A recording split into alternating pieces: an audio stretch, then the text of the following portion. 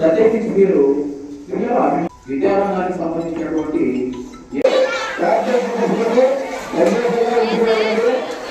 వారిని మాట్లాడవలసిందిగా కోరుతున్నాను. ఇందులో భాగంగా ముఖ్యమైనటువంటి మన కొన్ని విషయాలను ఈ సందర్భంగా నేను మీతో ముచ్చటించాను. 23 వరకు కూడా సుదీర్ఘమైనటువంటి సేవలు అందించారు. గుర్తించడం జరిగింది. ఆ రోజు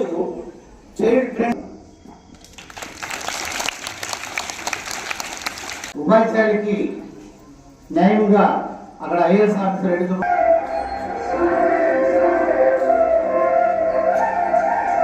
తేవాలని నేను కోరుకుంటున్నాను. అందరూ ధన్యవాదాలు. దైవము ఈరోజు చాలా తగ్గిపోతుందని నేను భావిస్తున్నాను. ఉపాధ్యాయుడికి అందరికీ హ్యాపీ టీచర్స్ డే.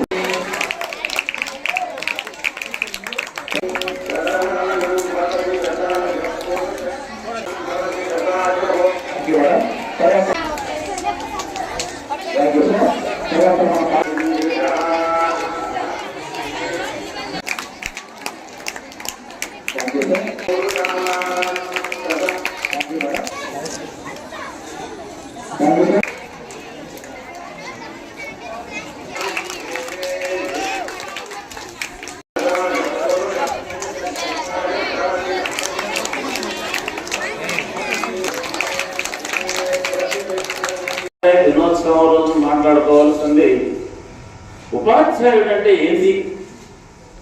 పిల్లలు లేకుంటే ఉపాధ్యాయుడు ఎక్కడున్నాడు? పిల్లలకు పాఠం చెబుతున్నాడు కాబట్టి, పిల్లలకు ప్రపంచాన్ని తెలియజెబుతున్నాడు కాబట్టి, పిల్లల్ని ఒక మెట్టు ఎక్కిస్తున్నాడు కాబట్టి టీచర్ గొప్పవాడయ్యాడు.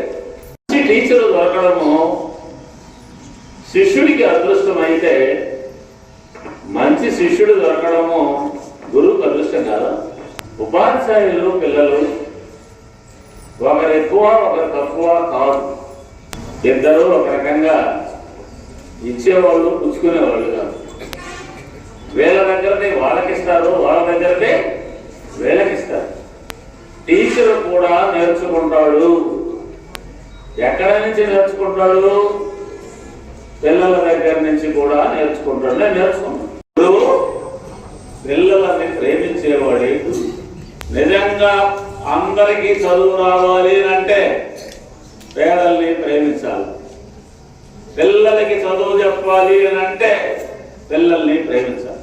ఆ రకంగా హృదయంలో పిల్లల మనసుల్లో చోటు సంపాదించుకోవాలని, వాళ్ళ కళ్ళల్లో కళ్ళు పెట్టి ప్రేమగా వాళ్ళకి 4 ముక్కలు చెప్పాలని, వాళ్ళు రేపు పొద్దున మనకంటే గొప్పగా ఈ భూమిని కాపాడతారని ఆ నమ్మకంతో సంఘం స్కూల్ టీచర్లు పిల్లలు చదువుకోవాలని ఈ అవకాశం ఇచ్చిన మీ అందరికీ ధన్యవాదాలు చెప్పుకుంటూ ముగిస్తున్నాను.